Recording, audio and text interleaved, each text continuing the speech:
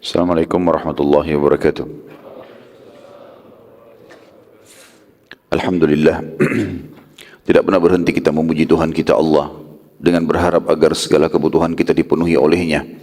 Karena memang Dia dengan kemahakuasaannya dan kemahasempurnaannya telah menggantungkan segala kebutuhan kita untuk roda kehidupan di muka bumi ini dengan memuji namanya Alhamdulillah. Selanjutnya kita panjatkan salam hormat kita kepada manusia yang telah mengorbankan mayoritas dari waktu hidupnya untuk agama ini. Manusia yang telah disempurnakan jalur nasabnya, fisiknya, dan juga ilmunya oleh Sang Pencipta Allah. Satu-satunya utusan Sang Pencipta Allah yang telah diutus untuk seluruh manusia, bahkan untuk seluruh jin dan manusia. Dan juga mengucapkan satu kali salam hormat ini akan mendatangkan 10 kali tambahan rahmat. Maka sangat wajar kalau kita selalu mengejar rahmat tersebut dengan membacakan salawat dan taslim kepada Nabi besar Muhammad sallallahu alaihi wasallam. Melanjutkan materi kita saudaraku seiman masalah sirah nabawi yang suci dan mulia. Setelah membahas panjang lebar masalah surat-surat Nabi alaihi salatu wasallam kepada para raja-raja dunia, ada di antara mereka yang menerima, ada di antara mereka yang menolak. Maka kita akan lanjutkan insya-Allah dengan sariyah-sariyah yang diutus oleh Nabi alaihi salatu wasallam untuk membersihkan atau menyelesaikan jazirah Arab dari kekufuran dan juga menyelesaikan sisa daripada suku-suku Arab yang belum diserang disebabkan karena mereka partisipasi dalam perang Khandaq atau perang Ahzab. Nabi SAW pada saat selesai mengirim atau sementara mengirim surat-surat tersebut juga dari satu sisi beliau membentuk sariyah-sariyah. Dan sudah pernah kita jelaskan teman-teman sekalian, sariyah adalah jumlah pasukan yang kurang lebih 3-100 orang. Sebagian ahli sejarah mengatakan sampai 300 orang. Lebih daripada ini dinamakan pasukan perang. Dan ini salah satu strategi perang Nabi SAW yang selalu sukses. Beliau mengirim tim-tim khusus 3 orang, 10 orang, 7 orang, 15. Pokoknya dia bawa 300 orang jumlahnya, tergantung kondisi dan keadaan. Kemudian beliau pada saat itu mengirim menyerang satu tempat. Kalau berhasil alhamdulillah, kalau belum berhasil baru Rasulullah SAW mengirim pasukan yang besar. Dan umumnya selalu ini berhasil, ya. Dikirim pasukan-pasukan khusus di mana mereka terlatih, yang memang mereka mampu untuk mengalahkan suku-suku besar atau bahkan menguasai sebuah wilayah, baik itu pedesaan, perkampungan, kota. Dan ini akan kita lihat banyak sekali dari apa yang Nabi SAW lakukan. Pada tahun 8 Hijriah itu, masuk tahun 9 Hijriah, Nabi SAW terus gencar menghukum suku-suku Arab yang partisipasi dalam perang Ahzab, agar mereka tidak terfikir lagi untuk menyerang Madinah. Dan yang masyhur adalah yang pertama sariyah Hawazim, suku Hawazim. Pada bulan Rabiul Awal pada tahun 8 Hijriah, Nabi SAW mengirim Syuja' bin Wahab ke suku Hawazim dan berhasil menang serta mendapatkan banyak sekali harta rampasan perang. Padahal jumlah mereka tidak lebih dari 30 orang. Juga ada sariyah Mulawih yang kedua. Sariyah Mulawih ini Nabi SAW mengutus Ghalib bin Abdullah ke wilayah Kudait dan tepatnya ke suku Mulawih yang dipimpin oleh Harith bin Malik. Jumlah pada saat itu kurang lebih 15-16 orang saja dari sahabat yang terpilih. Tetapi dengan izin Allah yang Maha Kuat, Ghalib bin Abdullah berhasil mengalahkan suku Mulawih yang terdiri dari ribuan orang. Syuja' radhiyallahu anhu berkata, kami berhasil mengalahkan mereka dan kami mendapatkan tawanan juga hewan-hewan ternak yang sangat banyak. Jadi Syuja' ini kebetulan ikut di sariyah, dia pimpin sariyah Hawazim, dan di Mulawih ini dia juga ikut jadi pasukan. Maka dia menceritakan kalau peperangan itu hanya belasan orang dan berhasil mengalahkan mereka dan banyak sekali membawa harta rampasan perang. Pada saat Syuja' menyerang suku Mulawih, pasukan inti mereka sedang keluar menyerang suku-suku yang lain, ya. Jadi Ghalib ini dikuatkan dengan Syuja', dan Syuja' ikut ya, bersama Ghalib. Kemudian dia menyerang dan mengatakan, pada saat kami sedang menyerang suku Mulawih, pasukan inti suku ini terdiri dari sekian ribu orang, 2.000, 3.000 orang, semuanya keluar lagi menyerang suku-suku yang lain. Perlu teman-teman ketahui, tradisi orang-orang Arab masa jahiliyah, mereka tidak punya pekerjaan khusus, tinggal di padang pasir, nggak ada pendapatan khusus juga ya. Perekonomian yang hidup waktu itu Jazirah Arab hanya Mekah, yang lainnya ikut dengan Mekah, karena Mekah ada jemaah haji yang datang. Maka otomatis banyak pengunjung, akhirnya ada transaksi beli makanan dan minuman, pakaian. Kalau selain daripada itu, ada Madinah menjual kurma. Tapi umumnya, kurma juga yang dibutuhkan atau orang konsumsi hanya Jazirah Arab. Tidak semua dunia ini mengkonsumsi kurma gitu. Sehingga ada satu tradisi yang tidak baik pada zaman itu. Ini zaman tentu sebelum Islam mereka kenal. Mereka saling menyerang satu sama yang lain. Jadi kadang-kadang 1.000, 2.000 orang datang dari satu suku menyerang suku yang sebelah tanpa sebab. Tidak ada unsur agama ini. Hanya sekedar untuk merebut suku tersebut lalu mengambil harta-harta mereka. Kemudian mereka hidup lagi berapa bulan. Nanti serang lagi suku yang mana. Kadang-kadang juga yang sudah menyerangin diserang lagi oleh suku yang lain. Begitu kacaunya keadaan Jazirah Arab pada zaman itu. Kebetulan suku Mulawih ini pasukan intinya sedang keluar menyerang satu suku, tapi tidak disebutkan dalam buku sejarah suku apa itu. Pada saat itu Ghalib dan Syuja' berhasil masuk ke suku mereka dengan 16 orang saja, tapi mereka menyerang setelah atau selepas sholat subuh. Dikira mereka ini adalah pasukan inti, pasukan besar. Maka akhirnya mereka pun berhasil menguasai dan mengambil banyak sekali pada saat itu ghanimah. Syuja' berkata bersama Ghalib ini, dua-duanya berkata, kami sempat pulang menuju ke Madinah, tapi rupanya pasukan inti Mulawih berhasil mengalahkan suku yang mereka jadikan target, lalu mereka kembali ke sukunya pada hari yang sama. Syuja' dan Ghalib ini baru jalan sebentar. Maka yang terjadi adalah pasukan inti Mulawih mengejar, dan kata Syuja' sampai mereka berhasil menjangkau kami dengan jarak pandangan mata. Jadi saking cepatnya mereka mengejar sampai sudah bisa menjangkau, dan kalau bisa dijangkau dengan pandangan mata, berarti sudah juga terjangkau dengan lemparan tombak dan juga anak panah. Kata beliau, demi Allah pada saat itu langit sangat terang dan terik matahari sangat panas. Tapi tiba-tiba waktu mereka sudah mendekat kepada kami, turunlah hujan, dan di sisi mereka, bukan di sisi kami. Ini padang pasir yang luas. Turun hujan lebat, sehingga saking lebatnya, kata Ghalib dan Syuja', kami melihat mereka. Kami lagi panas, terik panas. Ya.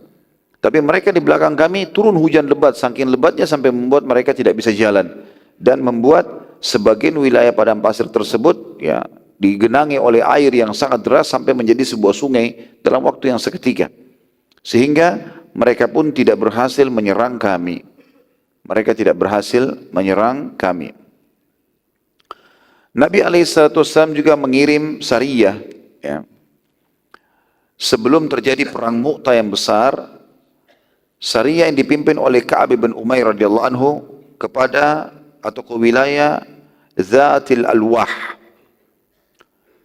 tepatnya di lembah Ummul Qura, sekitar 14 orang saja jumlah sahabat ini. Awalnya tujuan sariyah ini berdakwah, dan mereka keluar dari Madinah sejauh 600 mil dengan berjalan kaki. Saat tiba di lembah Ummul Qura, tiba-tiba muslimin diserang oleh suku Ghassan, dan semuanya terbunuh kecuali satu orang yang berhasil melarikan diri pada saat itu. Dan melaporkan kejadian tersebut kepada Nabi SAW, dan inilah juga pemicu nanti Nabi SAW menyerang suku Ghassan. Kalau masih ingat teman-teman sekalian, saya sempat jelaskan juga, Nabi SAW sempat mengirim surat ke Harith Al-Ghassani, dan dia menolak. Dia mengatakan, siapa Muhammad itu? Mau mengajak saya untuk tunduk kepadanya sementara saya punya 100.000 pasukan. Dan dia bersekutu dengan bangsa Romawi. Ini semua nanti kalau diakumulasikan penyebab utama terjadinya perang Mu'tah. Dan akan kita jelaskan perang Mu'tah sebentar lagi insya Allah. Jadi di sini teman-teman sekalian, sariyah yang terakhir yang Nabi SAW utus sebelum terjadinya perang Mu'tah adalah perang ini. Sebenarnya ini sariyah sekali lagi ya, tujuannya untuk berdakwah, tapi dinamakan sariyah oleh sebagian ahli sejarah karena memang terjadi peperangan pada saat itu. 14 orang sahabat ini berusaha untuk melawan, tapi karena yang menyerang mereka ribuan orang, maka akhirnya terkalahkan.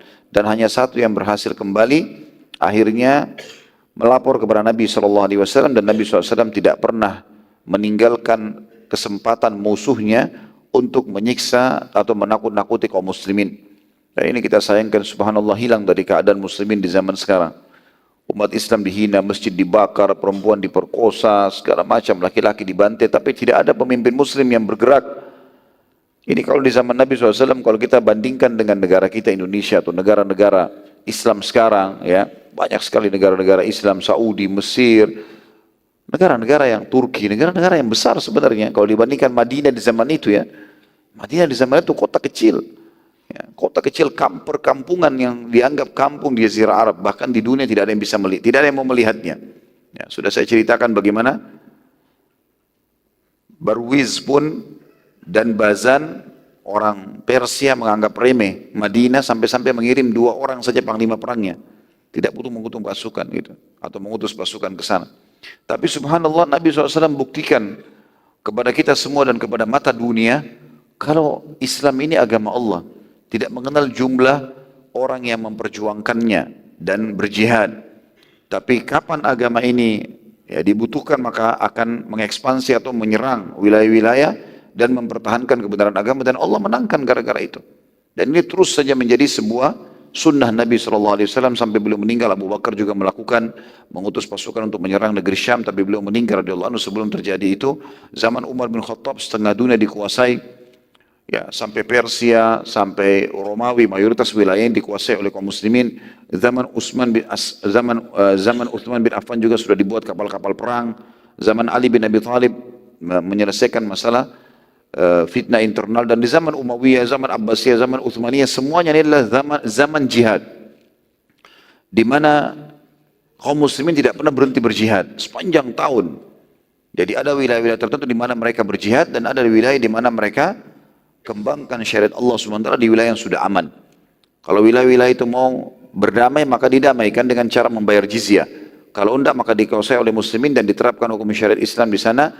Atau mereka mau masuk Islam dan dibiarkan mereka dengan kekuasaannya, cuma tinggal menerapkan hukum Islam. Dan ini yang kita sayangkan sekarang, luput sekarang. Kita lihat kejadian saudara-saudara kita di Burma, luar biasa gitu.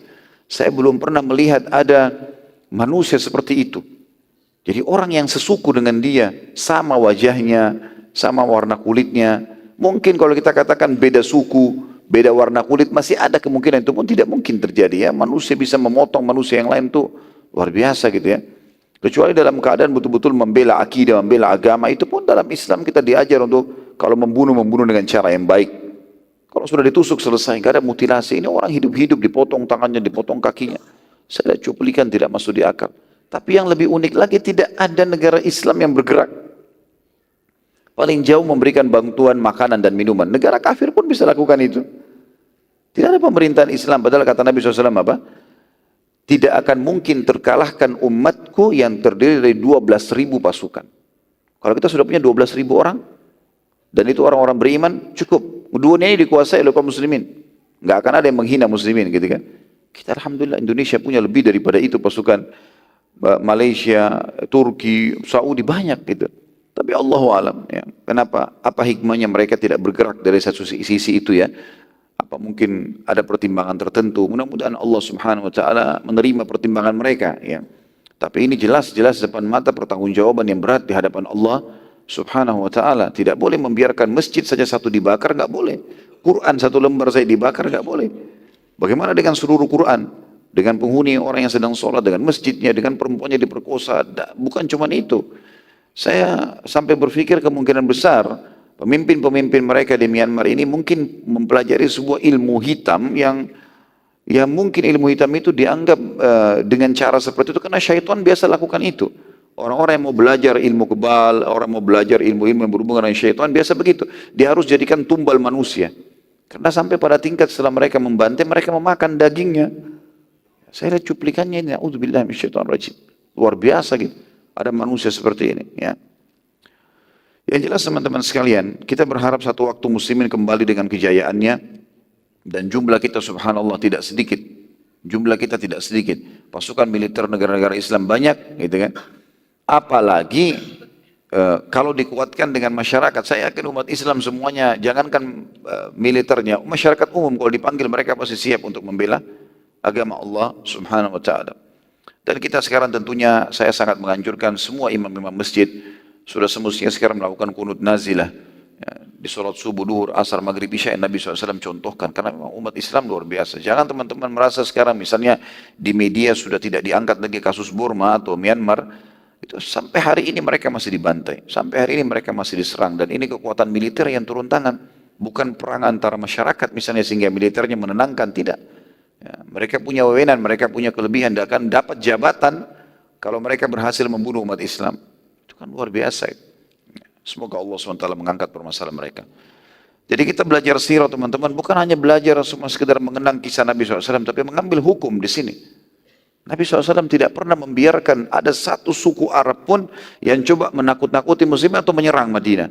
Walaupun dengan belasan orang, walaupun sekian puluh orang dikirim, serang mereka. Gitu kan.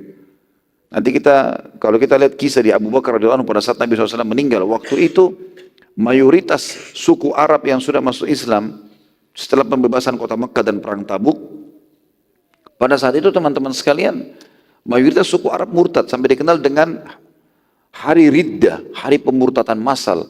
Karena orang-orang yang datang masuk Islam bersama Nabi SAW karena ketakutan saja, di akhir peperangan Nabi SAW setelah perang Tabuk, nanti kita lihat setelah pembebasan kota Mekah, ada perang kota Taif dan ada perang Tabuk. Nah pada saat itu suku-suku Arab karena ketakutan pada datang masuk Islam. Waktu meninggal Nabi SAW mereka murtad semua. Madinah, tinggal Madinah saja sama Mekah yang menjadi basis Islam. Mayoritasnya semua murtad. Kalau Madinah sama Mekah jumlahnya cuma berapa ribu orang saja gitu.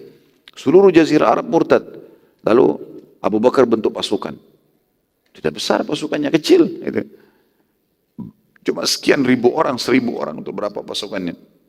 Kemudian Umar bin Khattab sempat menasihati, hai Abu Bakar, kenapa kita enggak kirim dai aja ke mereka? Kenapa tidak kita nasihati saja? Untuk apa kita kirim pasukan? Kalau ini pasukan dikirim Madinah kosong, enggak ada orang. Kata Abu Bakar, tidak demi Allah. Saya tidak akan pernah, ya, karena di situ bergabung antara orang yang murtad, orang yang mengaku nabi palsu, orang yang juga menolak membayar zakat. Kata Abu Bakar, saya akan memerangi siapapun yang memisahkan antara zakat sama sholat. Gitu. Dan juga saya akan memerangi siapapun yang pernah menyerahkan satu ekor domba pun kepada Nabi SAW zakat, lalu dia berhentikan sekarang. Kata para ulama, maksud Abu Bakar kalau orang muslim yang menolak zakat tetap harus diperangi, bagaimana dengan orang yang murtad, bagaimana dengan orang yang mengaku nabi palsu, dan semua betul Abu Bakar perangi. Waktu keluar pasukan tersebut, Umar tinggal di Madinah, enggak ikut, menjadi wakilnya Abu Bakar, penasihatnya Abu Bakar, saling berdiskusi gitu. Umar mengatakan, subhanallah, setelah terjadi peperangan besar-besaran dan muslimin menang, waktu itu musuh sudah punya tamak yang sangat besar untuk menyerang Madinah. Karena mereka tahu mayoritas suku Arab murtad di Jazirah Arab. Mereka sudah punya keinginan besar untuk menyerang Madinah. Dan dengan hikmah Allah, Allah gerakkan hati Abu Bakar mengeluarkan pasukan dari Madinah. Semua pasukan inti di Madinah yang tinggal pasukan-pasukan sahabat-sahabat mulia, Abu Bakar, Umar, Uthman, dan beberapa sahabat. Yang lainnya semua sudah keluar mujahidinnya. Tinggal perempuan sama orang tua sama anak-anak. Jadi Madinah kalau diserang luar biasa, habis pada saat itu. Tapi kuasa Allah, dikirim semua pasukan inti keluar. Serang semuanya, satu persatu kalahkan. Dengan izin Allah kalian akan menang. Waktu itu tersebar berita di Jazirah Arab. Muslimin mengeluarkan pasukan ribuan orang. Berarti Madinah lebih banyak lagi pasukannya. Padahal sebenarnya Madinah kosong. Enggak ada orang gitu. Itu fakta sejarah. Dan gara-gara itu subhanallah, muslimin menang, akhirnya dimuliakan oleh Allah karena berjihad, membela agama Allah, dan juga akhirnya Madinah jadi aman. Allah SWT menjaga dengan kemahakuasaannya. Baik, kita masuk teman-teman sekalian ke perang Mu'tah. Setelah syariah-syariah tersebut, dan saya sudah sebutkan tadi teman-teman sekalian, sebenarnya penyebab perang Mu'tah ini adalah surat Nabi SAW dikirim kepada Al-Harith Al-Ghassani yang menolak untuk masuk Islam. Kemudian juga dia sekutunya Romawi yang juga Herakl telah berkhianat. Pertama mengatakan syahadat tapi ternyata dia pura-pura. Dan nanti kita lihat di sini sesuai dengan sabda Nabi SAW, dia telah berdusta. Ya. Dia takut mempertahankan imannya ya, karena khawatir hilang kerajaannya. Kemudian juga ada utusan Nabi SAW yang dibunuh oleh pengikut suku Ghassan.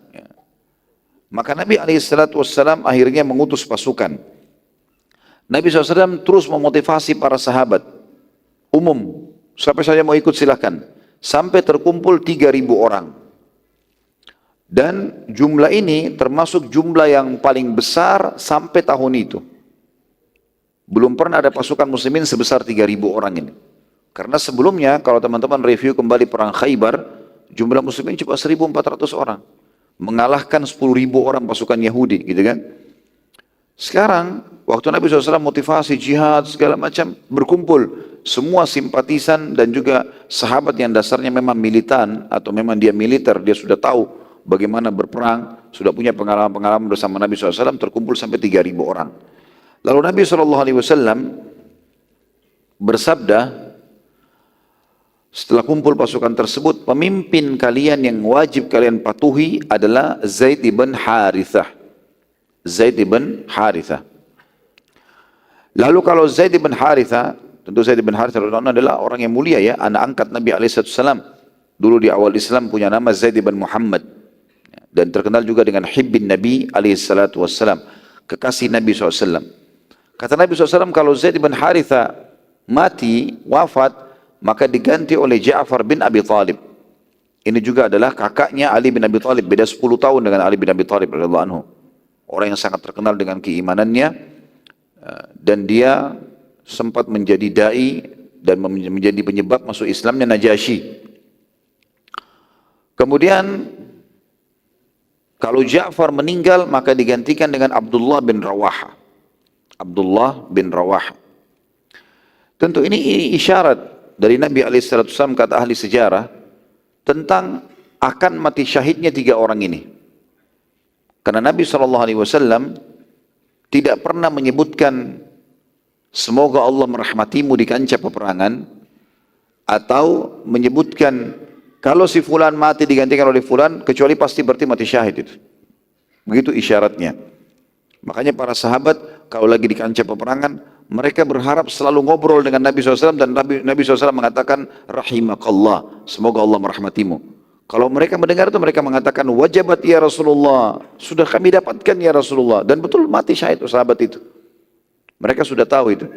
Dan beberapa Yahudi di wilayah Khaybar, waktu mendengar Nabi SAW ingin mengutus pasukan ini, kebetulan mereka, pernah kita jelaskan di perang Khaybar teman-teman, tadinya orang Yahudi harus diusir kan, keluar dari keluar dari Khaybar. Tapi karena mereka minta, sudahlah kami nggak usah keluar dari Jazirah Arab, ini semua jadi milik kalian, kalian adalah tuan-tuan kami dan kami bekerja buat kalian. Akhirnya orang-orang Yahudi tetap tinggal di Khaybar sampai nanti di zaman khilafahnya Umar radhiyallahu anhu, barulah kemudian di zaman Umar ini barulah kemudian mereka diusir dari Jazirah Arab karena mereka berkhianat. Yang jelas beberapa Yahudi datang kepada Nabi SAW dan berkata, gara-gara itu Yahudi datang dan mereka berkata, hai Muhammad, kami tahu dalam kitab Taurat, tidak ada seorang Nabi pun yang mengatakan kalau si fulan meninggal, atau mendoakan rahmat kepadanya, kecuali pasti mati. Maka Nabi SAW tersenyum saja. Artinya kalian sudah tahu, lalu kenapa tidak beriman? Gitu. Ya. Ini juga teman-teman sekalian, Nabi SAW pada saat itu mengutus pasukan di hari Jumat, Jumat pagi. Hari Jumat pagi diutus pasukan. Dan ulama mengambil pelajaran di sini kalau boleh safar di hari Jumat. Karena ada sebagian kaum muslimin yang menganggap tidak usah safar, tidak boleh safar hari Jumat karena khawatir ketinggalan sholat Jumatnya. Ya. Tapi Nabi SAW mengutus pasukan ini. Dan yang benar adalah dianjurkan untuk tidak safar, tentu orang kalau pakai kendaraan darat ya, memang dia mampu mampir ke masjid. Beda kalau udara, beda kalau laut. Tapi kalau darat, kata para ulama, seperti di zaman Nabi SAW menunggangi unta, menunggangi kuda, kalau kita sekarang pakai mobil, ini masih bisa mampir ke masjid dan azan Jumat sudah dikumandangkan, maka tidak boleh safar. Itu hukum syar'i memang. Dianjurkan untuk hadir Jumat dulu. Tapi kalau pesawat, kapal laut, ya memang dasarnya tidak mungkin orang mampir. Enggak ada masjid di pesawat, gitu. Atau di kapal laut, kalaupun ada musolahnya, orang sudah musafir. Maka itu berbeda hukum syar'inya.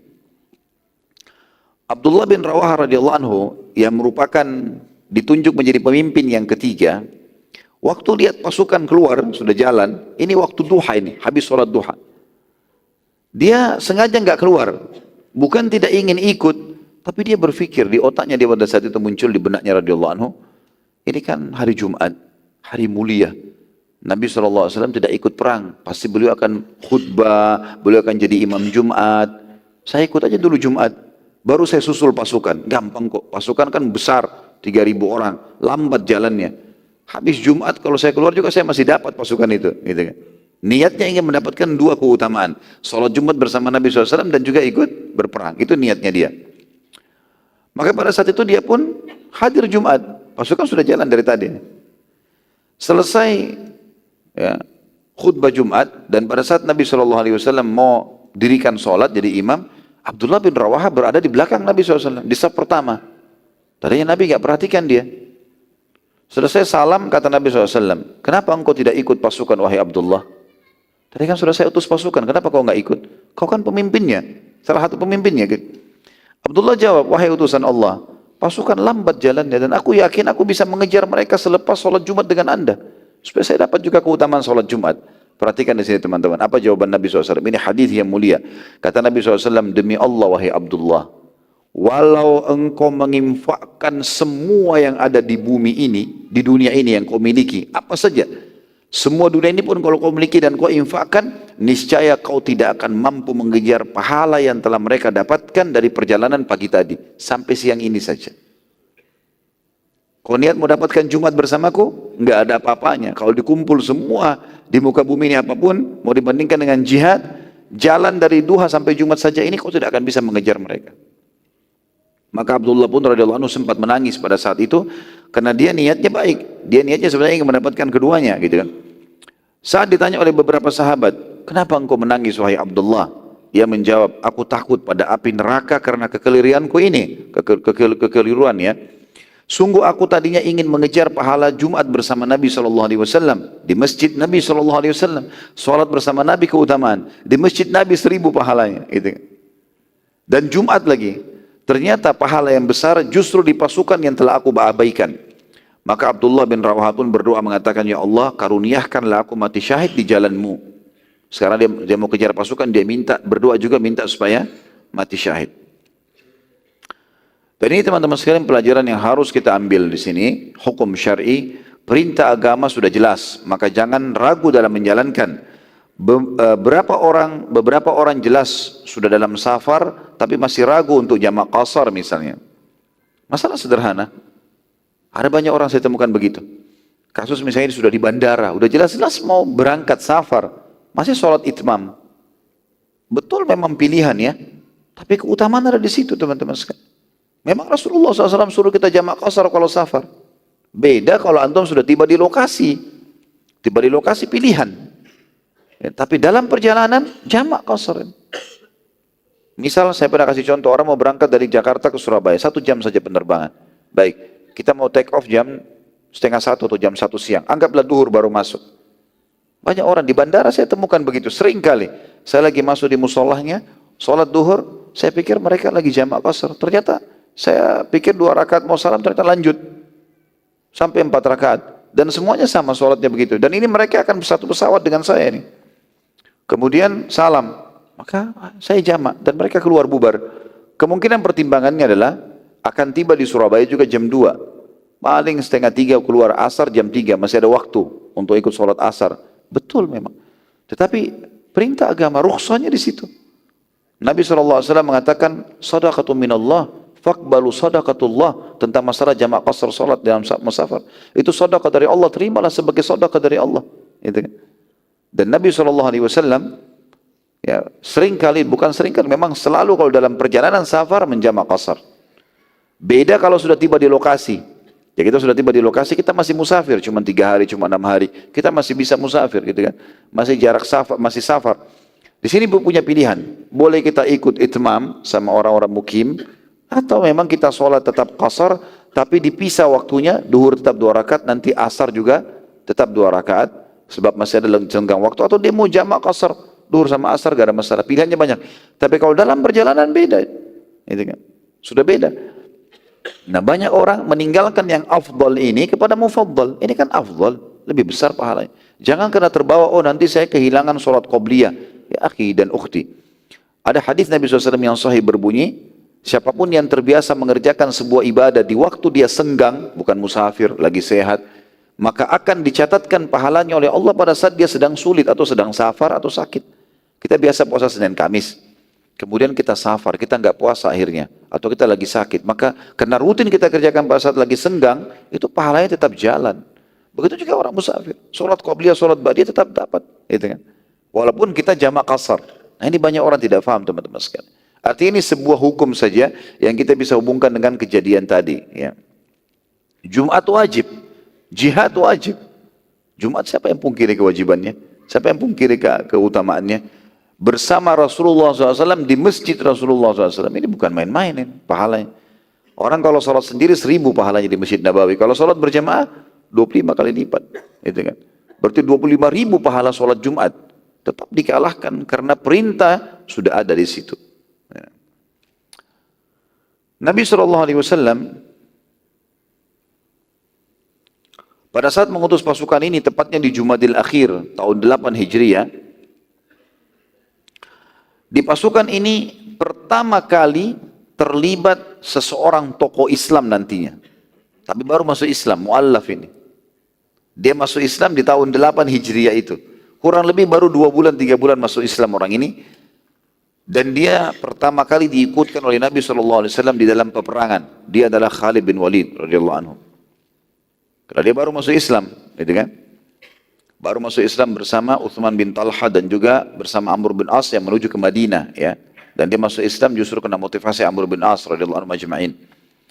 Khalid bin Walid ini subhanallah, Allah subhanahu wa ta'ala menjadikan kemenangan kaum muslimin dan agamanya di tangan Khalid ini radhiyallahu anhu. Punya luar biasa kiprah dan strategi perang yang luar biasa. Padahal tadinya cuma penduduk Mekah, tapi ternyata potensi yang ada pada manusia, teman-teman sekalian, tidak melihat wilayahnya. Jangan lihat orang dari fisiknya, jangan lihat orang dari daerahnya, tapi lihat potensi yang ada. Itu yang terjadi di zaman Nabi SAW. Jadi potensi kalau ada maka kita anggap itu potensi.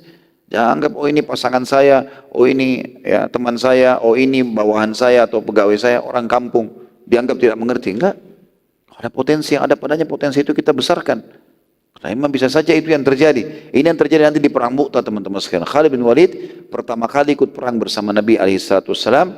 Dan juga nanti kita lihat bagaimana kiprahnya dalam membuat pasukan muslimin menang dalam peperangan. Walaupun jumlahnya 3.000 melawan kurang lebih 200.000 pasukan kafir. 100.000 dari suku Ghassan dan 100.000 dari suku Romawi.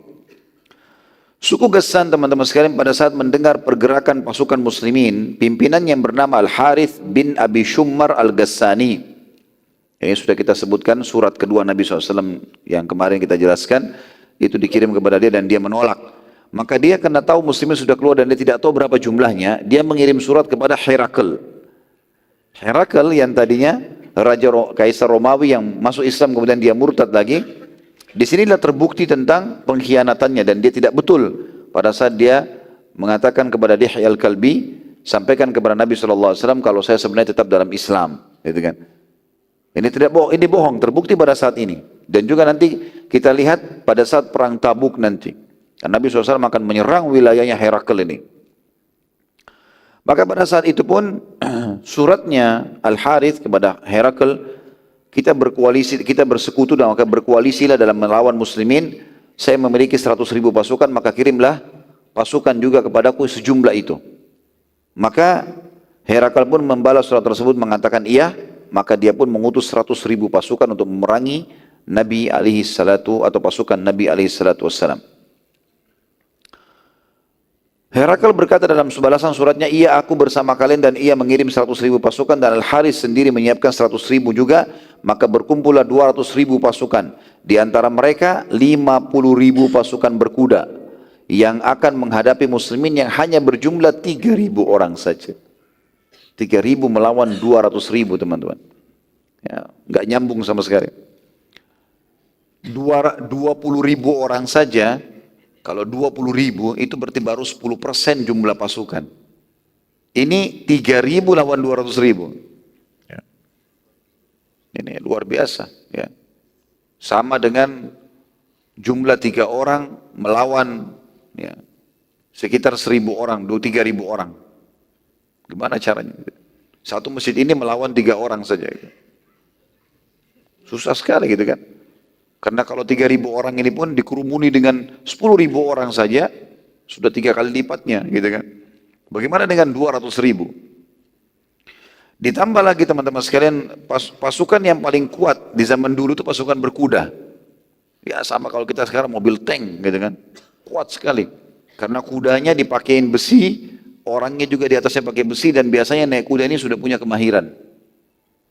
Di antaranya kalau kisah tentang Khalid bin Walid radhiyallahu anhu, sahabat Nabi yang mulia ini, dia termasuk yang bisa berperang ya, dengan 2 pedang, tangan kanan dan tangan kiri, dan dia menyetir kudanya dengan kedua telapak kakinya, dengan 2 kakinya. Dia nggak pegang lagi tali kekangannya, saking mahirnya. Ya, seperti itu radhiyallahu anhu. Dan begitu juga orang-orang banyak. Ya.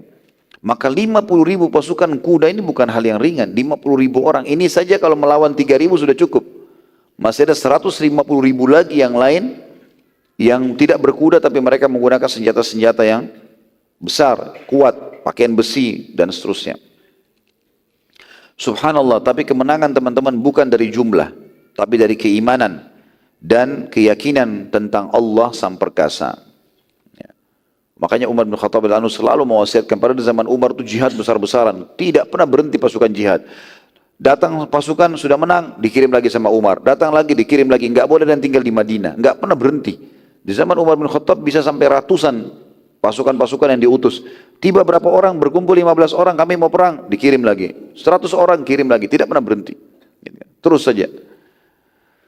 Maka teman-teman sekalian, Umar bin Khattab mewasiatkan kepada pasukannya semuanya. Ingat, tidak pernah dan tidak akan pernah, kata Umar, kalian mengalahkan jumlah musuh kalian dan senjata mereka. Ini Umar sudah berikan wasiat kepada kita. Artinya mungkin ini adalah peringatan syar'i. Kalau pasukan musuh pasti lebih banyak jumlahnya, pasti lebih banyak senjatanya. Dan perbedaan antara kalian dengan mereka karena kalian beriman kepada Allah. Karena itulah kalian menang. Mereka kufur, mereka bermaksiat. Kalau kalian bermaksiat kepada Allah, 1 orang saja dari prajurit di pasukan ini bermaksiat kepada Allah, sudah cukup posisi kalian sama dengan mereka. Artinya berdosa dan berdosa, gitu kan? Maka tentu saja mereka akan mengalahkan kalian karena mereka punya senjata dan mereka punya jumlah lebih besar. Tapi kalau kalian bertakwa, senjata dan jumlah mereka tidak ada fungsinya. Itu kekuatan muslimin di situ. Al-Harith pada saat itu sempat mengutus adiknya bernama Sadus untuk memata-matai muslimin. Sadus ini jalan dengan beberapa orang temani dia, memantau, melihat mana pasukan muslim, mau tahu jumlahnya segala macam. Zaid ibn Haritha, pemimpin muslimin, sempat melihat Sadus lalu menangkapnya dan membunuh Sadus. Serta semua yang bernama Sadus juga terbunuh, tapi tidak disebutkan berapa jumlahnya, agar mereka tidak berhasil membawa informasi jumlah muslimin kepada pasukan musuh. Kejadian ini makin menambah semangat suku Ghassan dan Romawi untuk memerangi muslimin. Kenapa mata-matanya dibunuh? Apalagi ini adik kandungnya Al-Harith, Sadus yang terbunuh ini. Zaid bin Harith radhiyallahu anhu tiba di wilayah Mu'ta. Dan Mu'ta ini teman-teman sekalian wilayah yang berada di Jordania sekarang. Lembah Mu'ta dikenal. Gitu kan? Melihat kejadian atau melihat pada saat itu dilihat di Mu'ta, beliau pun melihat ya ternyata Mu'ta ini tempat lembah dan ada ujung lembah tempat yang paling bagus untuk berkumpulnya muslimin. Maka dikumpullah 3.000 pasukan tadi di tempat yang terbuka pada saat itu. Maksudnya terlihat sama musuh, tapi ada beberapa pohon yang rindang yang bisa mengelabui jumlah muslimin sehingga tidak diketahui. Kalau kelihatan di depan misalnya ditaruh 3.000 pasukan, musuh bisa mengira di belakang pohon-pohon ini mungkin ada pasukan juga yang tersembunyi. Dan semuanya tujuannya tentu karena Zaid radhiyallahu anhu juga mengutus mata-mata yang berhasil naik ke gunung-gunung yang tinggi, bukit-bukit tinggi di sekitar lembah itu, dan melihat dari jauh jumlah pasukan. Dan zaman dulu mereka punya keterampilan teman-teman sekalian menilai jumlah pasukan. Karena bentuk pasukan di zaman dulu satu atau tidak banyak. Misalnya kalau mereka bentuk kotak, ditaruh 3 di depan, berarti jumlahnya satu kotak ini 500. Itu sudah umum dan itu kayak standar, semua orang lakukan itu. Kalau dia membentuk besar sekali, tidak ada bagian-bagiannya, maka itu jumlahnya 10 ribuan. Jadi dari situ mereka bisa menilai. Maka pasukan muslimin sudah bisa menilai jumlah pasukan musuh kurang lebih 200 ribu orang pada saat itu. Kalau kita telusuri Mu'tah ini, lebih tepat lagi dia adalah perkampungan kecil terletak di sebuah lembah yang bernama Ma'an. Muslimin memasuki perkampungan Mu'tah, maka Zaid berkumpul dan bermusyawarah dengan tokoh-tokoh sahabat dari Muhajirin dan Ansar, apa yang harus dilakukan, strategi apa yang harus dilakukan atau diterapkan. 3.000 pasukan melawan 200.000. Musyawarah berjalan selama 2 hari dan terkerucut pada saat itu kepada 2 poin. Yang pertama, muslimin mulai menyerang, tidak usah tunggu. Begitu pasukan musuh sudah datang, takbir, serang saja. Karena target kita keluar memang mau mati syahid. 3.000 orang tapi semuanya mau mati. Beda dengan 200.000 yang memang takut mati, gitu kan. Yang kedua, mereka mengirim utusan ke Nabi SAW dan menunggu jawaban dari beliau SAW. Dan ini juga salah satu hukum syar'i. Kalau seseorang bingung, pasukan perang, ya, atau sebuah gubernur sebuah wilayah, mereka bingung, mereka menanya jalan keluar kepada pemimpin yang dianggap memimpin pada saat itu Nabi SAW. Kita tahu juga di zaman Abu Bakar, di zaman Umar terutama banyak sekali contoh di sini. Amr bin As radhiyallahu anhu sering kali menghadapi masalah di Mesir, maka beliau mengirim surat ke Madinah, walaupun lama, tunggu jawaban dari Umar radhiyallahu anhu, dan Umar memberikan jawaban yang bijak. Pada saat itu setelah mengerucut kepada 2 poin ini, apakah kita mulai menyerang atau kita mengirim surat ke Nabi SAW? Subhanallah, waktu sedang mengerucut lalu kata Zaid, mana yang kita pilih? Serang saja, sudah nggak usah lagi kirim surat ke Madinah. Biarkan apa yang Nabi bilang, serang ya serang. Dari awal di Madinah kan Nabi sudah bilang, dikirim kita untuk berperang. Atau kita pilih yang kedua, kita nyurat dulu, kita sembunyi dulu, tunggu sampai surat Nabi datang balasan.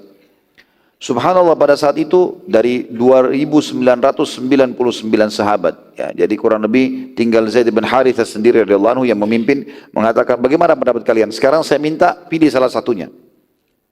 Gak bisa lagi kita menjalankan dua-duanya, menyerang sambil mengirim surat itu nggak mungkin. Maka semuanya sepakat, tidak satupun, mereka semuanya sepakat untuk menyerang. Ya, dan mereka semua berseru mengatakan, wahai Zaid, kami tidak keluar di sini jauh-jauh dari Madinah kecuali ingin merindukan surga. Maka tidak usah kirim surat lagi ke Madinah. Kalau berubah lagi instruksi Nabi kan jadi masalah buat kita nih. Ya. Sudah perang ya perang, udah selesai. Nggak ada yang mau pulang nih. Yang sudah berharap mati. Dan mereka sangat memahami sabda Nabi SAW, semua orang yang mati tidak berharap kembali ke dunia kecuali orang yang mati syahid. Bukan berharap ketemu istrinya lagi, ketemu anaknya, kembali ke kendaraannya, bukan. Berharap ikut perang lagi, terbunuh lagi. Begitu terus, karena besarnya pahala yang mereka dapatkan. Itu yang mereka rindukan dan tertanam betul-betul dalam hati para sahabat ridwanullahi alaihim masalah ini. Abdullah bin Rawah radhiyallahu anhu berdiri dan berkhutbah di hadapan para sahabat waktu itu dengan perkataan yang masyhur dan mengatakan, wahai muslimin, untuk apa kalian masuk Islam? Bukankah untuk masuk surga? Ini surga sekarang di hadapan kalian. Tinggal tunggu musuh tusuk, mati selesai. Masuk surga. Kalau kita sekarang tunggu peluru kena satu, mati selesai. 70 keluarga jamin masuk surga, kita masuk surga tanpa hisab, semuanya abadi sudah. Mendapatkan kematian dengan kemuliaan gitu kan. Ya, ini sekaligus juga jawaban bagi orang-orang yang jiwanya pengecut. Ya. Tidak mau membela agama Allah SWT. Maka di sini teman-teman sekalian, beliau berkata juga, bukankah setiap orang dari kalian keluar dari Madinah karena berharap mati syahid? Ini sekarang peluangnya depan mata. Lalu untuk apa kalian untuk apa kalian ragu dan menunda penyerangan? Tentu di sini teman-teman sekalian saya sudah bilang tadi, semuanya sudah setuju sebenarnya, tapi termasuk sunnah Nabi SAW, walaupun pasukan sudah keluar untuk berperang, tetap butuh motivasi. Semua di kancah jihad dari zaman Nabi SAW sampai Khulafaur Rasyidin, sampai Umayyah, Abbasiyah, Uthmaniyah, semuanya teman-teman pasti tetap ada motivatornya. Ada orang-orang yang memberikan motivasi. Di perang melawan Persia di zaman Umar bin Khattab dan dipimpin oleh Sa'ad bin Abi Waqqas, Sa'ad bin Waqqas memimpin 30.000 pasukan melawan 240.000 pasukan pada saat itu dan menang.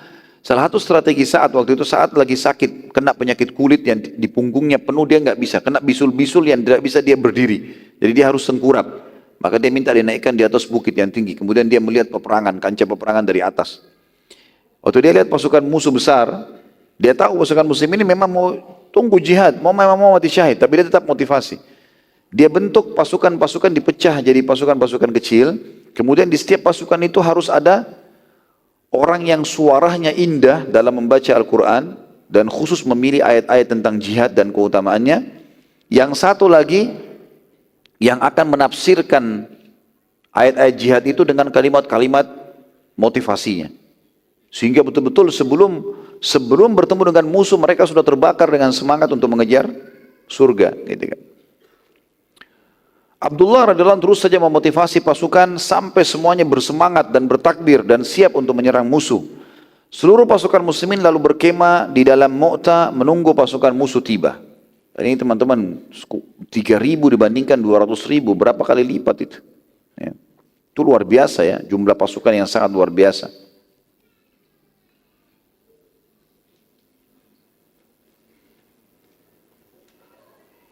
Ini kurang lebih kalau kita hitung sekitar 80 kali lipat ya. Kurang lebih lah ya. Karena kalau 3.000, kalau kita hitung 100 kali lipat 300.000 kan, ini 200.000. Ya kurang lebih 80 kali lipat dari jumlah. Ya. Jadi kalau kita lagi mau olahraga, tim ini sekian orang, lawannya 80 tim yang lain, sendirian. Gitu kan. Zaid radhiyallahu anhu mengatur strategi teman-teman sekalian. Zaid membagi pasukannya menjadi 5 bagian. Bagian depan, bagian tengah, bagian belakang. Jadi berurutan 3, kemudian kanan dan kiri. Saat pasukan sudah saling berhadapan, tepatnya selepas sholat subuh, masih gelap. Tiba-tiba Zaid memerintahkan muslimin untuk menyerang. Dan ini memang salah satu sunnah Nabi SAW, kita sholat subuh dulu baru menyerang. Ya. Pasukan musuh sama sekali tidak menyangka pada saat itu serangan tersebut, karena mereka selama ini kalau mau berperang, mereka nunggu matahari terbit baru mereka saling berperang. Itu pun masih negosiasi. Ini nggak ada lagi negosiasi, ini sudah terbakar semua semangatnya nih. Ya. Sudah mengejar surga. Ya. Pasukan musuh karena tidak sangka sama sekali pada saat itu terjadi penyerangan dan muslimin menyerang mereka dengan sangat semangat dari pagi sampai maghrib. Tidak berhenti. Dan berhasil membunuh ratusan suku Ghassan dan bangsa Romawi. Mungkin teman-teman tanya, bagaimana cara sholatnya? Sholat di atas kuda. Ya. Kalau tiba waktu sholat, mereka sholat masing-masing. Semampunya, dengan isyarat mata, karena sudah lagi ganti kancah peperangan. Kalau pasukan belum saling menyerang, berbeda. Ada sholatul khauf, ada pimpinan sholat, sebagian pasukan sholat, sebagian tidak, ada caranya. Tapi kalau lagi berkecamuk perang, nggak ada waktu. Dan tidak mungkin mereka berhenti, kalau mereka berhenti malah jadi masalah. Ini luar biasa teman-teman, saya waktu baca riwayat ini saya membayangkan mulai dari habis subuh sampai maghrib. Tidak berhenti perang. Kita lari saja, setengah jam sudah ngos-ngosan. Ya. Ini perang, menghadapi musuh. Dari subuh sampai maghrib, saking semangatnya mau mati syahid. Gitu. Ya. Terus saja mereka menyerang dan berhasil membunuh ratusan pasukan musuh. Pasukan musuh waktu itu benar-benar kewalahan dan bingung dengan keberanian muslimin. Walaupun jumlah mereka lebih kecil, tapi penuh dengan semangat dan keberanian. Semuanya berharap mati. Besok pagi, istirahat sebentar di malam, malam gelap, nggak ada yang bisa saling menyerang. Mereka berhenti, sedang maghrib, muslimin sholat jamak maghrib isya, mereka istirahat. Itu pun mayoritas pasukan tidak tidur. Mereka istirahat sebentar, lalu terdengar suara bacaan Al-Quran mereka, karena mereka membaca Al-Quran seperti ya disebutkan dalam riwayat seperti suara lebah di pasukan musuh. Mereka mendengar seperti suara-suara lebah yang banyak. Kan lebah itu kalau ada ribut sekali. Mereka dengar itu dan mereka sibuk dengan sholat malam, semangat mau tunggu kapan matahari terbit perang lagi. Jadi nggak tidur. Ya. Besok pagi serangan yang sama terus dilakukan dari pagi sampai maghrib, non-stop. Jadi 200.000 ini tidak bisa bergerak, karena begitu habis subuh takbir serang lagi. Mereka baru capek kemarin habis hadapin serangan pertama. Dan terus saja umat Islam melakukan itu 5 hari berturut-turut. 5 hari berturut-turut. Sampai muslimin berhasil memenangkan peperangan dan korban musuh ya, itu mencapai ribuan jumlahnya. Saking banyaknya korban musuh, sampai-sampai mereka bangsa Romawi dan suku Ghassan cuma sibuk pada malam hari mengangkat-angkat jenazah mereka, kemudian dilomparin ke dalam lubang-lubang yang mereka sudah siapkan. Mereka sudah tidak sempat ngurus jenazahnya, supaya kancah peperangan bersih dari jenazah-jenazah yang akan menghalangi peperangan. Pada hari ke-6, bangsa Romawi melihat, jadi waktu itu dekat sekali dengan benteng mereka. Dari benteng mereka yang jauh, mereka utus orang-orang yang memang punya penglihatan yang tajam, mereka lihat. Mereka pelajari selama 6 hari, apa yang membuat pasukan ini jadi kocar-kacir. Dan juga, apa yang membuat pasukan muslimin bisa menang. Gitu kan. Bangsa Romawi akhirnya melihat ternyata muslimin menyerang di subuh hari. Pada saat memang mereka lagi lalai. Awal kelihatan mulai masih buram, masih belum terlalu kelihatan jelas habis sholat subuh. Tapi bukan malam lagi, maka mereka bilang ini mungkin kekuatannya. Subhanallah, mereka pakai strateginya umat Islam. Mereka tunggu waktu itu ya, dan mereka tahu umat Islam lagi sholat subuh, maka mereka menyerang duluan. Di waktu subuh itu, di hari ke-6. Dan kebetulan dengan hikmah Allah SWT, muslimin pas selesai salam sholat subuh. Terdengar serangan mereka, gitu kan. Cuma karena orang Romawi tidak biasa menyerang di malam, di waktu gelap begini, maka penglihatan mereka tidak terlalu jelas. Beda dengan orang yang biasa ya. Kalau kita terbiasa dengan lampu seperti ini teman-teman sekalian, satu waktu kita pergi ke satu tempat yang tidak ada lampu jadi gelap. Saya pernah subhanallah sama beberapa teman-teman itu masih di Madinah, di waktu hari libur Jumat, ya, waktu itu hari Rabu, Kamis, Jumat, kami coba pergi ke padang pasir. Masuk ke padang pasir, pasang kemah di tengah padang pasir, nggak ada kehidupan. Untuk melatih keberanian, berani nggak ini? Dulu saya sama beberapa teman-teman gitu pasang kemah. Itu malam hari teman-teman, kita kalau lagi tidur ada suara serigala dekatnya kemah. Banyak lembah, padang pasir. Gitu. Tapi kita coba tinggal di situ. Tapi alhamdulillah kita sholat berjamaah di situ, kita baca kitab Riyadhus Shalihin gitu. Tapi untuk melatih itu, kita pergi naik ke gunung-gunung, cari mata-mata air yang di situ yang tidak ada orang ya. Padang pasir luas sekali. Berapa hari karena tidak lihat cahaya lampu, nggak ada lampu, gelap. Masuk di kota Madinah, kayak aneh rasanya, kayak asing. Melihat lampu lagi kembali.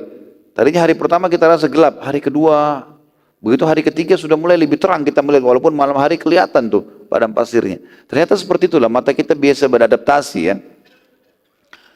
Karena mereka tidak sempat seperti itu, tidak terbiasa bangsa Romawi, maka mereka agak kewalahan awalnya menyerang. Dan muslimin berhasil menghadang mereka. Pada saat itu subhanallah, habis sholat subuh di Madinah, Nabi SAW menyuruh memanggil as-salatul jami'ah.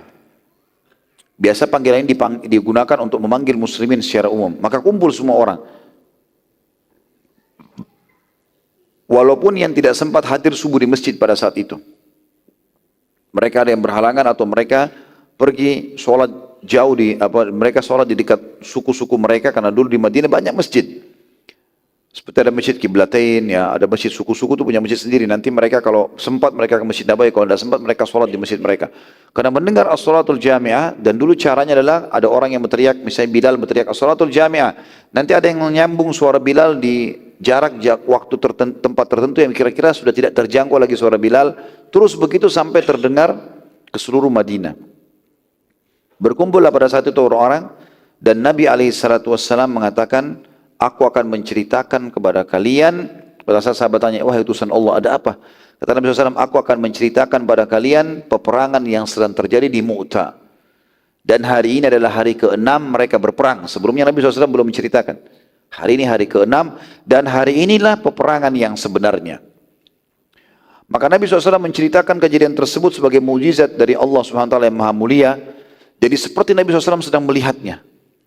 Dan Nabi SAW melihat kancah peperangan tersebut, dan beliau menceritakan bagaimana keadaannya, bagaimana situasinya, si fulan takbir, si fulan menyerang, musuh ada pasukan begini, jumlah mereka begini, diceritakan oleh Nabi SAW. Nabi SAW mengatakan, sungguh aku sekarang melihat Zaid sedang memegang bendera dan masuk menyerang di tengah-tengah musuh, dan dia dikerumuni oleh musuh sementara muslimin sedang berusaha melindunginya. Sampai akhirnya beberapa anak panah dari jarak jauh mengenai tubuh Zaid dan jatuhlah Zaid mati syahid. Radhiyallahu anhu itu di hari ke-6. Gitu kan?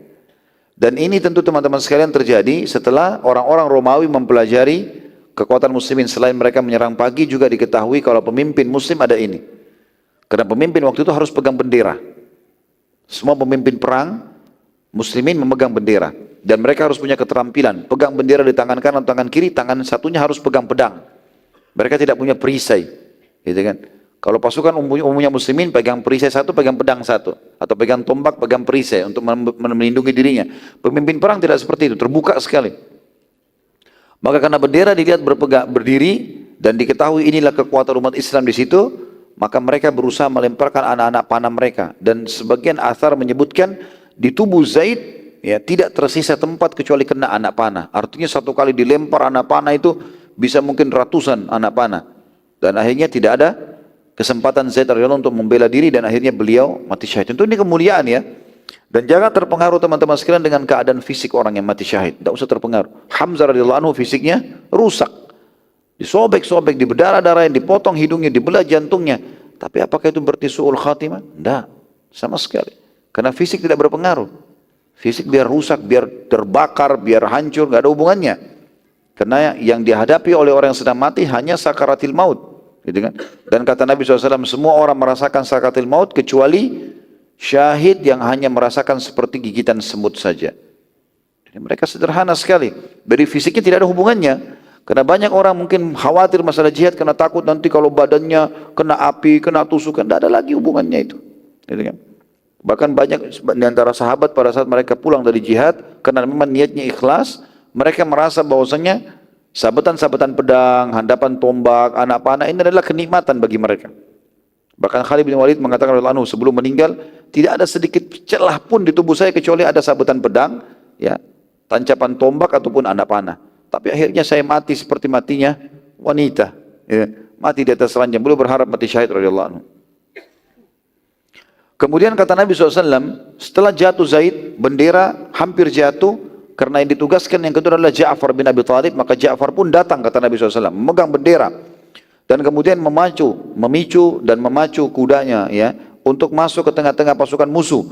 Dan terus saja dia menembus musuh-musuh dan menjatuhkan korban-korbannya sampai ada banyak musuh mengurumuni Zaid, mengurumuni Ja'far, karena mereka tahu ini bendera, ini kekuatan umat Islam. Sampai akhirnya Ja'far tidak bisa maju lagi karena banyaknya pasukan musuh mengurumuni di situ. Walaupun mereka ada yang jadi korban, maka korban itu pun yang sudah jatuh ditahan oleh pasukan musuh supaya tetap berdiri sehingga menjadi tameng, mendekati Ja'far. Sampai Ja'far tidak bisa lagi bergerak dan tidak bisa lagi maju, walau selangkah sudah nggak bisa lagi karena penuhnya orang-orang di sekitarnya. Ja'far lalu turun dari kudanya dan dia menebas kudanya. Ja'far karena dia tidak bisa bergerak lagi, sudah tidak bisa jalan, kudanya terhimpit, nggak bisa bergerak, penuh sekali orang. Maka Ja'far pun turun karena luar biasa keberaniannya, maka dia menebas kudanya. Karena kudanya kalau dibiarin mengganggu di situ. Maka pada saat dia menebas, kemudian Ja'far pun masuk ke tengah-tengah musuh dengan berjalan. Sampai ada beberapa musuh yang berhasil memotong tangan kanan Ja'far yang memegang bendera. Maka Ja'far pun melempar pedangnya dari tangan kiri, kemudian memegang bendera dengan tangan kirinya. Lalu berusaha menyerang musuh sementara darah lagi keluar dari tangan kanannya radhiyallahu anhu. Beliau pegang dengan tangan kiri bendera tersebut lalu kemudian menyerang musuh dengan tangan kiri itu, dengan bendera itu. Jadi, bagaimana luar biasa kekuatannya. Bendera itu tidak bisa kalau cuma tombak-tombak biasa atau kayu-kayu biasa, harus yang kuat. Dan benderanya harus besar supaya pasukan semua lihat. Mungkin kalau postur tubuh kita sekarang mungkin apalagi orang yang tidak biasa olahraga harus pegang dua tangan. Ini dia bisa pegang satu tangan radhiyallahu anhu dalam kondisi tangan kanannya terputus dan bisa menyerang dengan bendera itu. Sementara tangan kanannya terus mengeluarkan darah, lalu datang beberapa musuh yang memotong tangan kiri Ja'far. Ya. Dan Ja'far pun tetap berusaha agar bendera tidak jatuh dengan menahan bendera tersebut dengan sisa tangannya. Kanan kiri sudah terputus, ditahan dengan sisa tangannya radhiyallahu anhu. Jadi sangat luar biasa karena dia tahu ini kekuatan umat Islam di sini. Sampai akhirnya musuh-musuh pada datang mengeroyoki Ja'far dan menusuk dadahnya radhiyallahu anhu. Dalam riwayatnya dikatakan tubuh Ja'far dikeroyoki oleh musuh, ditebas-tebasnya dengan pedang, sampai tubuh Ja'far terbelah menjadi dua.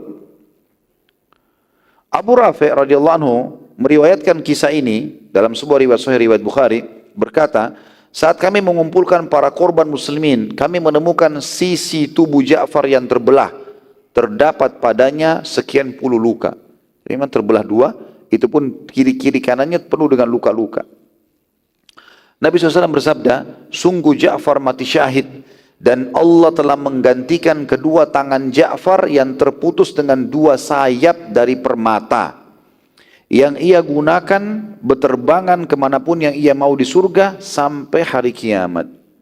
Dalam banyak riwayat Bukhari Muslim dikatakan, Ja'far radhiyallahu anhu digantikan oleh Allah. Kata Nabi SAW, Ja'far digantikan oleh Allah dengan dua sayap yang lebar, gitu kan, dan berkilau, serta Ja'far terbang bersama dengan para malaikat di sekitar surga. Jadi kemuliaan yang luar biasa gitu, diberikan oleh Allah subhanahu wa ta'ala. Dalam riwayat lain dikatakan, sungguh Ja'far sedang terbang dengan sayapnya mengelilingi surga, dan aku melihat Hamzah sedang bersandar di dipan-dipannya.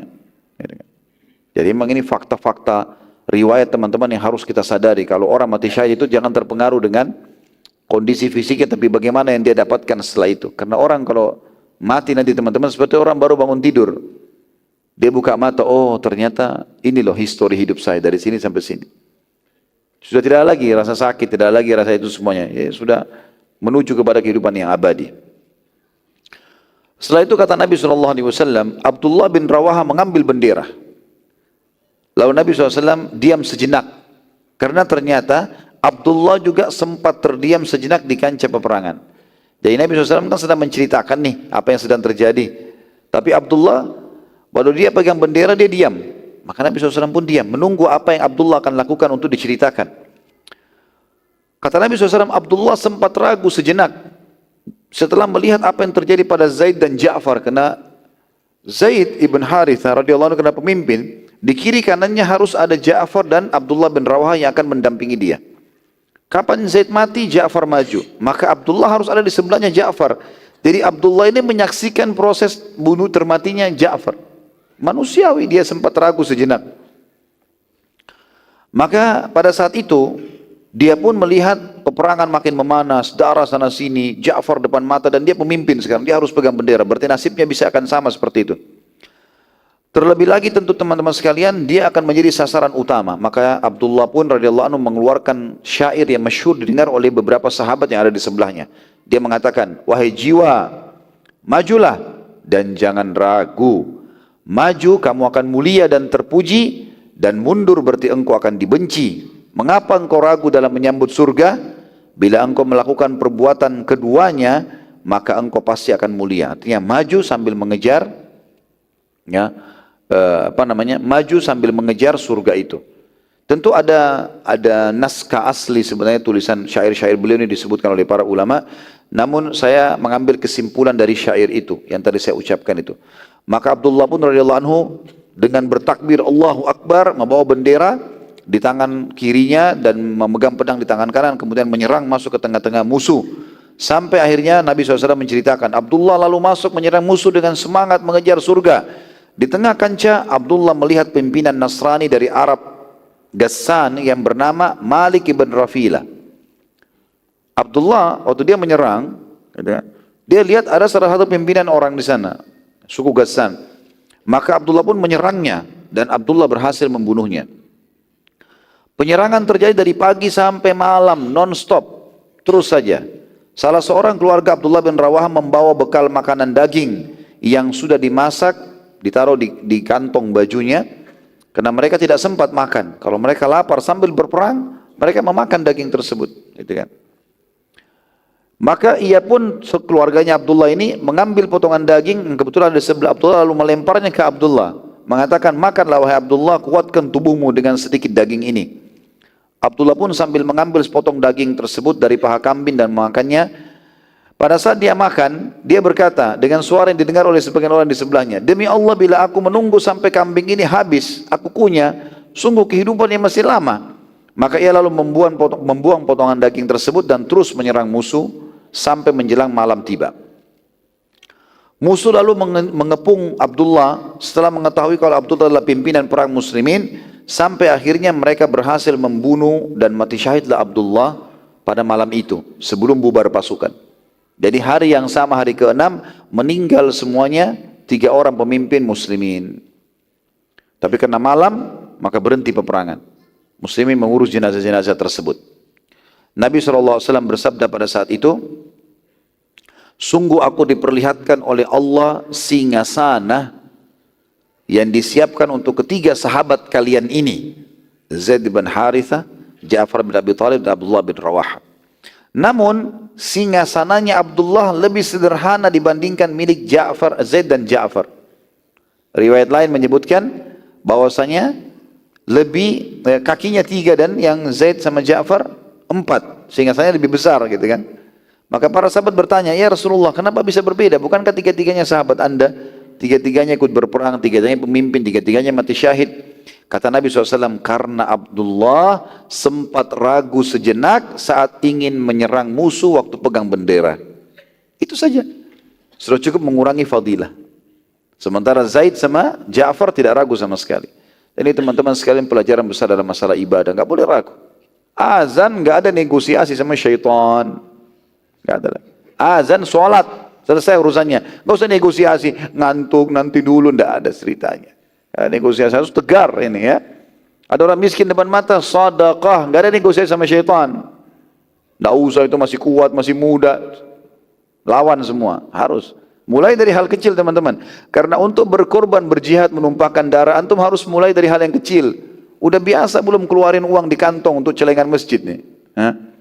Udah biasa belum berhenti setiap orang miskin berhenti kasih bantuan? Udah biasa belum sisipin waktu untuk sholat malam walaupun mengantuk? Pengorbanan harus ada. Nanti itu akan mendongkrak kita kalau bersatu semua untuk bisa mengorbankan darah kita di medan perang. Kalau tidak ada sebelumnya itu susah. Yang membuat sahabat bisa melakukan ini justru karena masalah itu teman-teman sekalian. Saya mengatakan dalam tulisan saya tentunya ya, sebuah poin yang saya jadikan pelajaran, Maha Suci Allah hanya dengan keraguan sejenak sudah cukup mengurangi kedudukan di sisi Allah. Makanya setiap muslim tidak boleh ragu sedikit pun akan janji Allah yang maha benar, terutama masalah surga, dan kematian tidak perlu ditakuti karena pintu menuju ke akhirat dan surga. Saya sudah pernah bilang, mati bagi seorang muslim adalah awal segalanya dan bukan akhir segalanya. Karena dia begitu mati bertemu dengan Allah SWT, mendapatkan surga. Itu harus dirindukan oleh setiap orang beriman. Makanya para sahabat, para tabi'in, mereka kalau ada yang mau meninggal selalu datang teman-temannya memotivasi. Motivasinya adalah berita gembira, kau akan dahului kami, meninggal. Kau akan bertemu dengan kekasih Rasulullah SAW, ketemu dengan orang-orang saleh, kau akan bertemu dengan Tuhanmu, kau akan menikmati surgamu. Itu motivasinya. Dan memang begitu setiap orang muslim. Dunia ini sebentar teman-teman sekalian, itu target utama kita. Itu yang semestinya harus ditanamkan di benak setiap muslim. Abu Rafi radhiyallahu anhu mengatakan, jadi kebetulan beliau hadir dalam perang Mu'tah dan menyaksikan itu. Paling banyak riwayat perang Mu'tah dari Abu Rafi radhiyallahu anhu.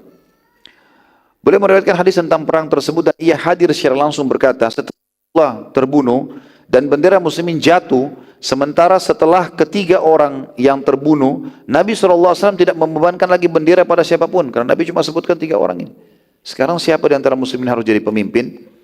Maka demi Allah, aku melihat semua pasukan muslimin berlarian dari kancah peperangan. Karena sudah tidak ada Abdullah, mereka lihat mati, bendera jatuh. Berarti muslimin kalah, bubar pasukan muslimin. Banyak yang keluar dari kancah peperangan. Sampai tidak ada seorang sahabat pun bersama dengan sahabatnya. Dan aku belum pernah melihat kekalahan sehebat itu. Kekuatan pasukan perang pada zaman itu tergantung pada bendera. Kalau bendera jatuh berarti dianggap kalah. Kalau masih ada berarti menang. Dan waktu itu saking dahsyatnya peperangan dan berbaurnya antara pasukan musuh sama pasukan muslimin, sampai muslim karena banyaknya pasukan musuh sampai setiap muslim lihat di kiri kanannya sudah nggak ada muslim. Dari kiri kanan semua ini musuh. Padahal sebenarnya masih banyak muslim, masih ribuan orang. Tapi saking banyaknya musuh yang berbaur dengan pasukan muslimin, satu muslim mungkin dikeroyokin 10 orang, 20 orang. Jadi dia lihat kiri kanan tidak ada lagi muslim. Begitu melihat bendera masih ada, mereka terus menyerang, berarti pasukan muslimin masih ada. Tapi begitu tidak ada, mereka coba. Sebenarnya di sini teman-teman sekalian, bahasa mereka berlarian keluar dari kancah peperangan bukan untuk lari dari medan perang ya, karena semua sahabat tahu itu dosa besar. Tapi ada dalam ayat Al-Quran berhubungan dengan masalah lari dari kancah peperangan ini, kata Allah SWT, kecuali orang yang keluar untuk mengatur strategi perang atau bergabung dengan pasukan yang lain. Jadi sebenarnya mereka pada saat keluar itu, mereka bukan berarti lari dari kancah peperangan, tidak. Mereka mau keluar dulu dari kancah peperangan, lihat nih, apa strategi baru. Karena tidak ada tujuan sahabat untuk lari pada saat itu. Ini perlu digarisbawahi, karena bisa saja orang menyalahpahami riwayat ini lalu mengatakan sahabat aja yang sudah rindu sama surga terus lari dari kancah peperangan. Bukan itu maksudnya. Jelas ini? Nggak ada suara, senyap. Allahu alam faham atau enggak. Sementara itu sedang terjadi teman-teman sekalian, waktu jatuhnya Abdullah bin Rawaha, dan ini sudah menjelang malam, sudah menjelang maghrib, sudah mulai agak gelap. Seorang sahabat Nabi yang mulia bernama Thabit bin Akram radhiyallahu anhu. Ini nama harus dihafal. Thabit bin Akram radhiyallahu anhu, orang yang mulia ini. Dia lihat itu, dan dia sempat juga, dia termasuk orang yang hadir di Badr. Thabit bin Akram radhiyallahu anhu. Ia lalu kemudian mengangkat bendera. Dan tidak seorang pun pada itu bersamanya, sendirian. Sebagian riwayat menyebutkan teman-teman sekalian, bendera muslimin sedang berada di tengah-tengah pasukan kafir. Ya. Bersama dengan jenazahnya Abdullah bin Rawaha. Jadi dikelilingi oleh mereka. Untuk mengambil bendera berarti mati. Subhanallah, orang ini Thabit bin Akram datang, menembus pasukan musuh tadi, sendirian berusaha sampai memegang bendera. Pada saat dia mengangkat bendera, dia lihat angkat bendera, ketiga sahabat yang tadinya bertanggung jawab memegang bendera selalu didampingi oleh pelindung-pelindung, sementara Thabit mengangkat bendera tidak seorang pun melindunginya. Kalau tadi Zaid bin Haritha, Ja'far bin Abi Thalib dan juga Abdullah bin Rawaha, setiap kali dia menyerang di belakangnya harus ada pasukan 10 orang, 20 orang yang menemani supaya membantu dia gitu kan.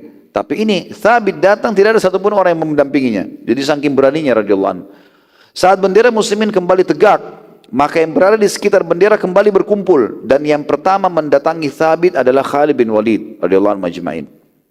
Jadi tadi mereka bukan lari untuk pengecut ya, mereka pengecut, tapi mereka lari untuk mengatur strategi keluar dari kancah peperangan. Lihat dulu apa yang harus dilakukan. Thabit lalu spontan menyerahkan bendera kepada Khalid bin Walid dan berkata, ambillah wahai Khalid. Khalid menjawab, wahai Thabit, engkau lebih tua, kau lebih senior ini, dan menghadiri perang Badar. Khalid bin Walid tahu siapa Thabit ini, orang yang mulia gitu. Kata Thabit, demi Allah aku mengambilnya untuk aku berikan kepadamu, engkaulah ahlinya. Saat itu keadaan bukan lagi saatnya berdiskusi, tapi harus segera ada yang bisa memimpin. Thabit tahu, walaupun dia muslim sudah lama dan Khalid baru masuk Islam, tapi secara strategi perang Khalid bin Walid lebih mahir. Maka dia pun melempar bendera tersebut dan memberikan kepada Khalid bin Walid radhiyallahu anhu. Lalu Khalid pun tidak banyak berbicara, segera menegakkan dan menggerak-gerakkan bendera, tanda pasukan harus segera berkumpul. Subhanallah, tiba-tiba seluruh pasukan muslimin, ini yang tadi saya katakan teman-teman, bukan berarti lari karena takut, karena mereka bingung, balik kiri kanan tidak ada muslim yang kelihatan. Maka semuanya pada saat lihat bendera berkumpul seketika, ribuan orang tiba-tiba berkumpul di situ, dan segera semuanya bertakbir di sekitar bendera. Lalu Khalid tidak pakai menunggu, langsung mengatakan Allahu Akbar, serang ke arah mana saja, suruh serang. Orang-orang Romawi waktu lihat kejadian tersebut teman-teman sekalian, tiba-tiba pasukan berkumpul ribuan orang, mereka pikir ini ada bantuan datang. Ini dari mana? Kalau tadi pasukan yang sudah kewalahan ini sudah pada lari, kau bisa kembali, bagaimana ceritanya ini? Kalau di hukum mereka, negara mereka atau keyakinan mereka tidak mungkin terjadi gitu. Setelah itu mereka menyerang lagi dengan semangat seperti awal, padahal ini sudah sore, sudah maghrib gitu kan. Ini dari pagi berperang. Suku Ghassan dan suku Romawi waktu itu benar-benar tidak percaya melihat apa yang terjadi. Muslimin menyerang mereka sampai menjelang maghrib tadi, dan sampai malam tiba pun mereka masih terdengar pecikan takbirnya, dan sampai masih menjatuhkan korban-korban musuh. Sampai akhirnya Muslimin meninggalkan kancah peperangan setelah mengetahui tidak ada satupun pasukan Romawi yang masih tersisa. Mereka sudah lari semuanya pada saat itu. Nabi SAW kembali menggambarkan peperangan yang sedang terjadi setelah beliau diam sejenak, dan tepatnya setelah terbunuhnya Abdullah bin Rawaha radhiyallahu anhu. Beliau bersabda, dan sekarang bendera di tangan Khalid bin Walid, pedang Allah yang terhunus. Di sinilah beliau mendapatkan gelar itu. Serta muslimin kembali menyerang, dan ketahuilah bahwasanya peperangan yang sebenarnya puncaknya sekarang terjadi. Ya, karena seluruh sahabat itu berpikir sudah malam ini kita mati semuanya. Gak usah lagi ada yang hidup sampai besok hari, malam ini mati semuanya. Sekalian, bimbing kita meninggal, kita sekejar surga bersama-sama. Itu yang disepakati.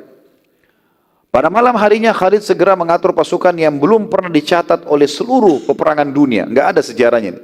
Cuma umat Islam yang punya sejarah ini. Pada malam itu, Muslimin disuruh ya berkumpul semuanya. Pasukan kafir lagi lari-lari, mereka kocar-kacir. Besok pasti ada peperangan. Lalu ia mengganti posisi semua sahabat. Karena setiap hari kalau mau menyerang, selalu disusun pasukan yang sama. Yang bagian depan-depan, yang bagian tengah-tengah, yang bagian belakang-belakang, yang kanan-kanan, yang kiri-kiri. Dan pasukan musuh karena sudah berapa hari ketemu tahu. Nah, ini. Orang kalau kita olahraga, lawan misalnya sama musuh, musuh tahu, oh ini yang depan, ini yang gelandang, ini yang belakang, ini yang... Orang tahu kalau misalnya main bola, orang tahu. Jadi orang sudah tahu nih, orang-orang mukanya. Khalid bin Walid atur strategi berbeda. Yang di depan ditaruh paling belakang. Yang wajah yang jarang dilihat oleh musuh di belakang disuruh maju ke depan. Dikocar, diacak-acak sama Khalid bin Walid ini.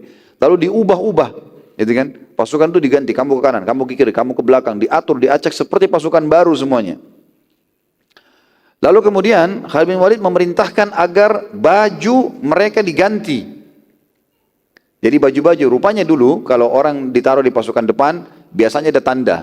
Mungkin diberikan kain warna merah, nanti di sana warna kuning, kan? Ada bendera-bendera kecil.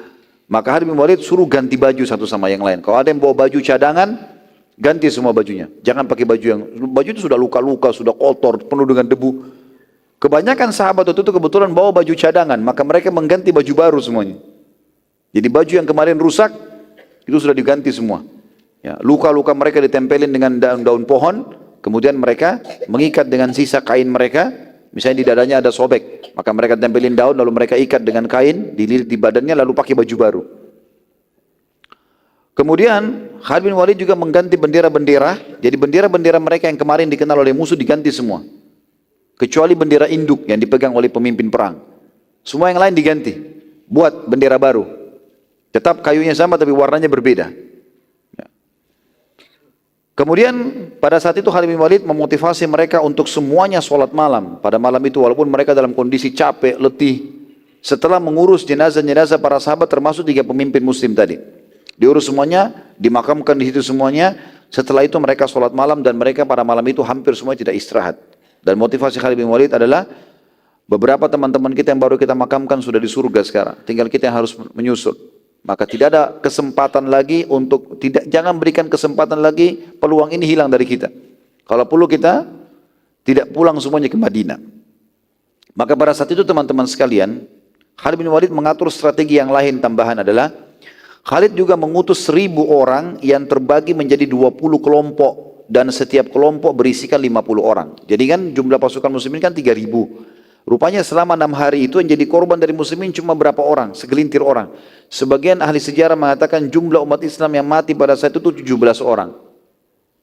3 yang pemimpin ini, yang sisanya 14 orang dari sahabat. Bayangkan dari 3000 setelah membunuh sekian ribu orang musuh. Jadi jumlah mereka masih utuh, seakan-akan masih utuh. Kalau cuma 17 orang dikurangi dari 3000 nggak ada jumlahnya, ya. Tetap besar kita. Khalid bin Walid atur strategi. 2000 orang yang sudah diganti-ganti bajunya semua ini, diganti benderanya, diatur strategi perang. Dan Khalid bin Walid cuma buat 2, kiri dan kanan. Tidak lagi depan, belakang, kiri kanan saja. Sehingga wajah mereka kelihatan semuanya dengan baju barunya, seakan-akan pasukan yang baru datang. Kemudian 1000 orang Khalid bin Walid suruh keluar dari kancah peperangan. Keluar.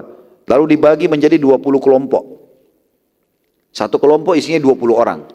Dan Khalid bin Walid menyuruh mereka 1000 orang ini untuk pulang menuju ke arah Madinah. Ya, pergi jauh, keluar dari pasukan ini, pergi jauh. Itu kebetulan memang padang pasir ya di situ.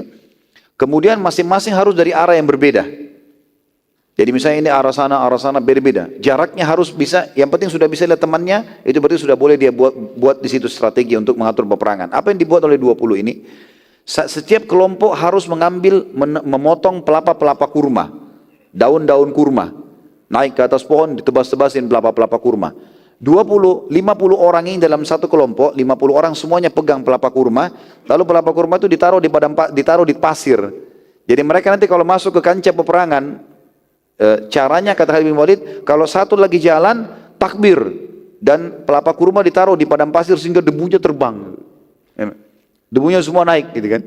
Maka yang satu jalan, kalau dia lihat temannya sudah jalan mendekat, yang dekatnya bertakbir, juga sama lakukan lagi. Tapi ada jeda waktu. Terus saja 20 kelompok ini melakukan itu. Tapi besok paginya, setelah peperangan berkecamuk. Setelah itu teman-teman sekalian, Khalid bin Walid mengatur mereka untuk sholat subuh di tempat masing-masing. Khalid bin Walid sholat dengan pasukannya yang ada di depan 2.000 orang, dan yang sisanya mereka sholat masing-masing 50-50 orang, ini 20 kelompok.